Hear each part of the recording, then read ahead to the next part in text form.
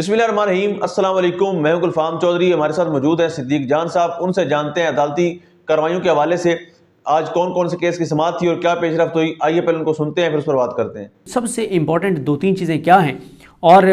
मेरे नज़दीक सबसे जो बड़ी बात है वो ये है कि दो इडाक जजेस जस्टिस सरदार तारिक मसूद साहब और जस्टिस मज़हर अली अकील साहब को इजाज़त नहीं दी गई कि वो इस फुल कोर्ट मीटिंग में शरीक हों। इसका वाज़ेह मतलब ये है कि उनको सुप्रीम कोर्ट के मामला से अलग कर दिया गया है और इसका वाज़ेह मतलब ये है कि जस्टिस याही अफरीदी साहब के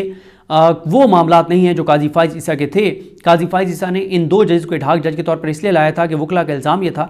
कि वो इसलिए लाए कि वो क्योंकि अक़लियत में चले गए थे, उनको वोटों की ज़रूरत थी। वो चार इडाक जजेस लाकर और अपनी अक्सरियत बनाना चाहते थे, जिनमें से दो ने रिफ्यूज़ कर दिया था, जिसमें मकबूल बाकर साहब थे और मशीर आलम साहब ने, कि हमने दोबारा नौकरी पर भर्ती नहीं होना। और मज़हर अली अकील साहब ने भी इनकार कर दिया था। लेकिन बाद अज़ां मज़हर अली अकील साहब को मना लिया गया था और इस पर भी इल्ज़ाम ये लगता है, कोई कहता है काजी फाइज ईसा ने मनाया, कोई कहता है कि मियाँ नवाज शरीफ ने बराह रास्त पैगाम भेजा तो मज़हर अली अकील साहब माने। पहले मज़हर अली अकील साहब नहीं मानते थे। फिर ये भी आपने देखा कि मियाँ नवाज शरीफ के हुक्म पर हुकूमत ने इन जजेस पे जो है वो वारे न्यारे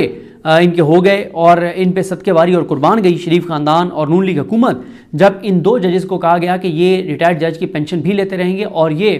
जो इडाक जज की तनख्वाह भी लेते रहेंगे, तो 40 से 50 लाख में एक जज पाकिस्तानी कौम को आवाम के टैक्स के पैसों से पढ़ रहा है। और इन्होंने इनकी जो कारकर्दगी है वो आपके सामने है। यानी अगर आप इनका कंपैरिजन कर लें इन दोनों इडाक जजेस का, जिस जज को मुस्ताफ़ी होने पर मजबूर किया गया मज़हर अली अकबर नकवी साहब, तो ज़मीन आसमान का फ़र्क है। रिपोर्टेड जजमेंट्स देख लें, फैसलों की तादाद देख लें तो बड़ा फ़र्क है। लेकिन काजी फाइज साहब इनको लाए थे अपनी अक्सरियत बनाने के लिए। लेकिन ये बड़ी खबर है कि आज इन दोनों जजेस को इजाज़त नहीं दी गई कि ये फुल कोर्ट मीटिंग में सुप्रीम कोर्ट के जजेस के साथ बैठें। तो पहले दिन ही इनको ये मैसेज दे दिया गया है कि जनाब आप दोबारा भर्ती हुए हैं तो आप नून लीग की माँ पर, शरीफ ख़ानदान की माँ पर हुए हैं। आप काजी फाइज ईसा के लिए भर्ती हुए थे। आपको लाने का मकसद जो बैकलॉग है उसको कम करना नहीं था, वरना वो कम करना मकसद होता तो अब तक बड़ा फ़र्क पड़ गया होता। दूसरा, याही अफरीदी साहब ने आज जिस तरह से उन्होंने केसेस लगाए और तमाम जजेस ने उन केसेस पर जो है वो तकरीबन तमाम जजेस तमाम केसेस के फ़ैसले करके उठे, तो इससे ये भी मैसेज चला गया कि पूरी सुप्रीम कोर्ट इस वक्त जो है वो याही अफरीदी साहब के पीछे खड़ी हो गई है। और ऐसा नहीं है कि जजेस जो हैं वो याही अफरीदी साहब को जो है वो एक तरह से उनके ख़िलाफ़ कोई चीज़ करें। नहीं, अगर याही अफरीदी साहब अपने जजेस के साथ खड़े हुए हैं तो जजेस भी याही अफरीदी साहब के साथ खड़े हो गए हैं, ख़ासतौर पर मंसूर अली शाह साहब और मुनीब अख्तर साहब और वो 8 जजेस जिन्होंने अपने हलफ के मुताबिक फ़ैसला दिया था। अब इस चीज़ पे भी आ जाएं कि इन दो को ना बुलाने का मकसद ये भी शायद एक होगा कि जुल्फ़िकार इकबाल साहब से मेरी बात हो रही थी, उनका ये कहना था कि शायद याही अफरीदी साहब ने ये पैगाम दिया है कि जो 1 साल के लिए भर्ती हुए हैं वो सुप्रीम कोर्ट की मुस्तकिल पॉलिसी का फैसला नहीं कर सकते, तो ये भी एक वजह हो सकती है। लेकिन मैसेज बहुत स्ट्रॉन्ग है कि काजी फाइज ईसा के मुताबिक मामलात को नहीं चलाया जाएगा, मामलात को आइन कानून कायदे और ज़ाब्ते के मुताबिक चलाया जाएगा। अब आप देखें कि इस प्रेस रिलीज में 3 बार जिक्र है मंसूर अली शाह साहब का इस फुल कोर्ट अलामिये में, जिसमें यह बताया गया, और याही अफरीदी साहब का नाम 1 बार है, मंसूर अली शाह साहब का नाम 3 बार है। Supreme court of Pakistan Islamabad में मौजूद जस्टिस याही Afridi chief justice of Pakistan की सदारत में एक फुल कोर्ट मीटिंग मुनक्किद हुई, जिसमें जस्टिस सैयद मंसूर अली शाह समेत तमाम मौजूद जज साहबान ने शिरकत की, जिन्होंने वीडियो लिंक के जरिए शिरकत की। यानी मंसूर अली शाह साहब ने, मंसूर अली शाह साहब का खुसूसी तौर पर जिक्र किया गया है। यानी ये हुकूमत के लिए बहुत बड़ा सदमा है कि जिस मंसूर अली शाह को और मुनीब अख्तर साहब को वो गेम से आउट करना चाहते थे, वो दोनों जजेस खेल में मुकम्मल तौर पर वापस आ चुके हैं और उनका जिक्र खुसूसी तौर पर किया गया है कि वो वीडियो लिंक के जरिए शरीक हुए। फिर ये कहा गया कि ये इजलास इदारे में सुप्रीम कोर्ट की कारकर्दगी का जायज़ा लेने और मुकदमात को निपटाने के लिए बुलाया गया था, जिसमें केसेस के बैकलॉग को कम करने और अदालती कारकर्दगी को बढ़ाने के इक़दाम पर तवज्जो दी गई थी। रजिस्ट्रार ने मौजूदा केस बोझ का एक जायज़ा फराम किया और मुकदमात के बर वक्त फैसले के लिए इक़दाम का खाका पेश किया। उन्होंने ताज़ा तरीन अदाद शुमार पेश किए, जिससे ज़ाहिर होता है कि इस वक्त 59,191 मुकदमात ज़ेर इल्तवा हैं और जस्टिस सैयद मंसूर अली शाह के तैयार करदा केस मैनेजमेंट प्लान 2023 पर मबनी 1 माह का नया मनसूबा मुतारिफ कराया। इस मनसूबे में वाज़ेह मेयारात का तयन करना, तमाम ज़ुमरों के मुकदमात को मौसर तरीके से मुनज़्ज़म करने के लिए इंफॉर्मेशन टेक्नोलॉजी का इस्तेमाल करना शामिल है। यानी जो प्लान बनाया था मंसूर अली शाह साहब ने, उसको बतौर सुप्रीम कोर्ट इदारा एक्सेप्ट कर लिया गया है और याही अफरीदी साहब मंसूर अली शाह साहब के प्लान को एग्जीक्यूट करने की तरफ जा रहे हैं। ये हुकूमत के लिए कोई छोटा प्लान नहीं है, ये हुकूमत के लिए छोटी खबर नहीं है, छोटा सदमा नहीं है, ये बहुत बड़ा सदमा है। उसके बाद कहा गया कि केस मैनेजमेंट प्लान का जायजा लेते हुए मोअज़्ज़ज़ जजेस ने प्लान के अहदाफ को हासिल करने के लिए मुतअद्दिद हिकमत अमलियों पर तबादला ख्याल किया। फौजदारी और दीवानी मुकदमात जैसा कि माहाना प्लान में तफसील से बताया गया है, खुसूसी 2 और 3 रुकनी बेंचेस को मुख्तस किए गए थे ताकि केसेस के जल्द जो है वो उनको निपटाने की तरफ जो सफ़र जो है वो आगे बढ़ाया जा सके। इज़्ज़त मआब जजेस ने निज़ाम की मज़ीद बेहतरी के लिए कीमती बसीरत और सिफारशात पेश की और केस के जो बैकलॉग है उसको कम करने के लिए अपने मतलब अमली इक़दामात के अज़म का अयादा किया। इज़्ज़त मआब जस्टिस सैयद मसूली शाह ने वीडियो लिंक के ज़रिए शिरकत करते हुए इजाफी तजावीज़ पेश की। इससे यह भी साबित होता है कि मंसूर अली शाह साहब बिल्कुल दिल बर्दाश्त नहीं हुए कि उनको नहीं बनाया गया, बल्कि उन्होंने याहिया अफरीदी साहब को मज़ीद तजावीज़ दी कि अगर आप ये इकदाम करेंगे तो इससे बैकलॉग कम होगा। और ज़ाहिर है इस वक्त बैकलॉग जो कम होगा तो वो क्रेडिट याहिया अफरीदी साहब को जाएगा। और ये नहीं है कि मुनीब अख्तर साहब और याहिया अफरीदी साहब जो है वो ऐसे इकदाम करें जिससे उनको ये लगे कि यार क्रेडिट तो याहिया अफरीदी साहब को चला जाएगा। तो ये हुकूमत के लिए बहुत परेशान कुन चीज़ें हैं। उसके बाद ये भी है कि उन्होंने तजावीज़ पेश की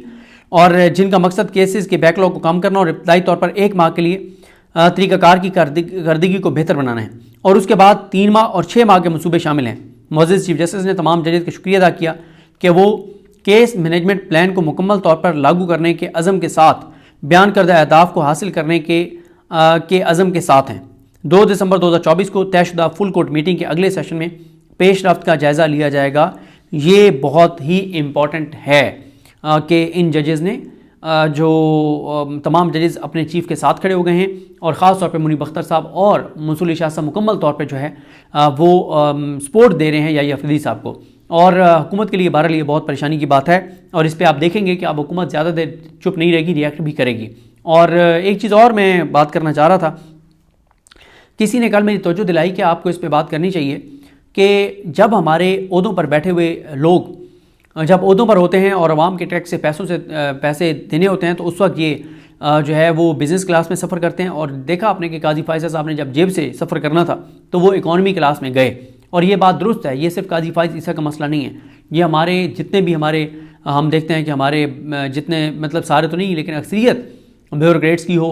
हमारे हुक्मरानों की हो, हमारे वज़रा की हो, कि जब इन्होंने आवाम के टैक्स के पैसों से पैसे भरने हो तो ये जाते हैं बिज़नेस क्लास में और फ़ौज ज़फ़र मौज साथ लेकर जाते हैं, पूरे प्रोटोकॉल के साथ जाते हैं, बाहर जाके और महंगे होटलों में रहते हैं। अभी आपने देखा कि वज़ीर ख़जाना मोहम्मद औरंगज़ेब साहब से भी बड़ा सख्त एक अमेरिका में सवाल हुआ कि आप किस मुंह से आके भीख मांगते हैं इन मुल्कों से, जब आप आके और महंगे होटलों में रहते हैं और आवाम के टैक्स के पैसों से भारी भरकम पैसा जो है वो आप इन रिहाइश गाहों पर खर्च करते हैं। हमारी एक मुलाकात हुई थी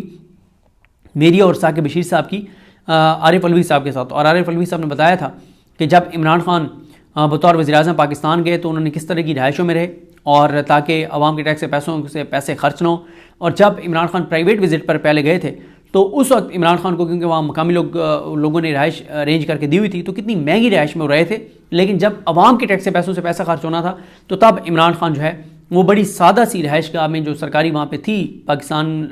के सफारत खाने में, वहाँ पर रहे थे। तो इस तरह से फिर इज़्ज़त होती है उन मुल्कों में। वो मुल्क भी देखते हैं कि अगर एक मुल्क का वज़ीर-ए-आज़म आया हुआ गरीब मुल्क का तो वो उसके मुताबिक रह रहा है। लेकिन ये हमारे जो मौजूदा हुक्मरान हैं ये जब बाहर जाते हैं तो जिस तरह की ये रिहाइश गाहों में रहते हैं और जिस तरह से ये प्रोटोकॉल लेते हैं और जिस तरह से ये अपने साथ फ़ौज ज़फ़र मौज लेकर जाते हैं, तो वो मुल्क भी देखते हैं कि कैसा ये गरीब मुल्क है जिसके हुक्मरानों को करते धरते जो हैं इनको कोई फ़िक्र नहीं है। और काजी फायज़ा को भी आपने देख लिया कि किस तरह से वो इकॉनमी क्लास में एक आम पाकिस्तानी शहरी की तरह जा रहे थे। ज़ाहिर है अब अपनी जेब से पैसे लगाने हैं तो वो इसी तरह से ट्रैवल करेंगे। गो कि आपने एक और चीज़ भी देखी कि काजी फायज़ ईसा के इस्तकबाल के लिए यूके में सारा गिलगिती और उनकी टीम जो है वो 11-12 घंटे तक एयरपोर्ट के बाहर बैठे रहे, लेकिन काजी फायज़ ईसा जो हैं उनको वहाँ पाकिस्तान का जो पाकिस्तान के जो वहाँ पे सफारत खाना है, जो हाई कमीशन है, उनके लोग जो हैं वो काजी फायज़ साहब को किसी पिछले दरवाजे से लेकर निकल गए थे और 11-12 घंटे तक सारा गिलगिती और ये सब वहाँ पर काजी फायज़ा का वेट करते रहे। तो काश इस वक्त भी हमारे मुल्क में जो ओहदों पर विराजमान लोग हैं उनको इस बात को समझना चाहिए, सोचना चाहिए कि ऐसे आप फैसले ना करें, मुल्क के साथ वो खिलवाड़ ना करें कि बाद में आपको चोर दरवाज़ों से जो है वो आपको निकलना पड़े, छुप के आपको निकलना पड़े, आप पाकिस्तान तो क्या पाकिस्तान से बाहर भी लोगों को फेस ना कर पाएँ। और ये काजी फायज़ा की मिसाल हमारे तमाम ओहदों पर बैठे हुई शख्सियात के लिए एक मैसेज है कि आप किस तरह से छुप छुपा के आपको फिर ट्रैवल करना पड़ता है, छुप के आपको भागना पड़ता है। हर एयरपोर्ट पे लोग ओवरसीज़ पाकिस्तानी आपका वेट करेंगे, आपसे सवाल करेंगे, तो ये सब के लिए पैगाम भी है। जी बिल्कुल, जिस तरह सिद्दीक जान साहब ने बताया कि अदालती मामलात के अंदर कितनी बड़ी तब्दीलियां आ रही हैं और किस तरह से चीज़ें आगे बढ़ रही हैं, और अगर अदालतों ने इसी तरह से जुर्रतमंदाना फैसले दिए तो यकीनी तौर पर अदलिया का वक़ार भी बेहतर होगा और पाकिस्तान की जो सियासत है इसका भी रुख बदलेगा। अल्लाह पाक वतन अजीज़ का हामी और नासिर हो। पाकिस्तान जिंदाबाद।